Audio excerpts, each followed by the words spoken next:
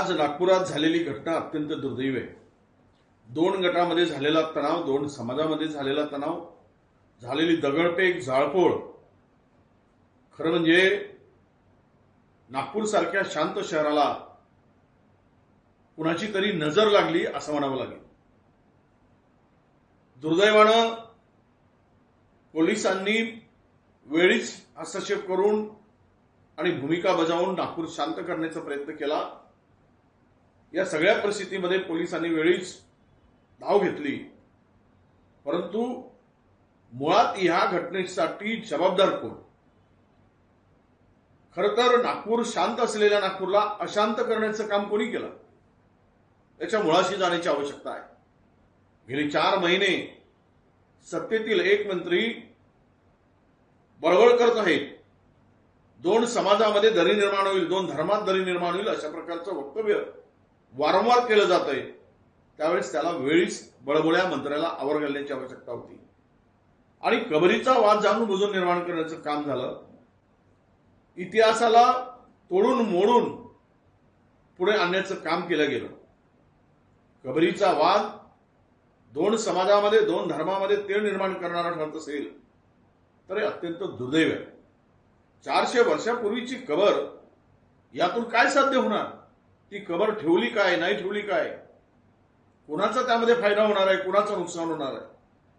त्यामुळे कुणाची चूल पेटणार, कुणाची चूल विझणार याचाही विचार करण्याची आवश्यकता आहे।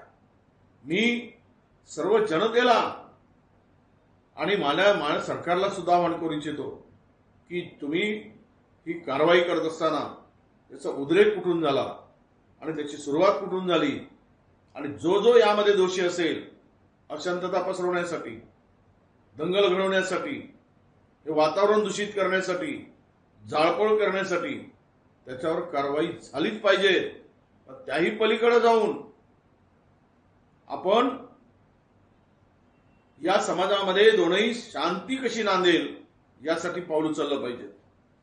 यासाठी आपण पुढाकार घेतला पाहिजे आणि जनतेलाही मी आवाहन करतोय की आपण कुठल्याही अफवेवर, खोट्या गोष्टीवर विश्वास न ठेवता शांतता बाळगा।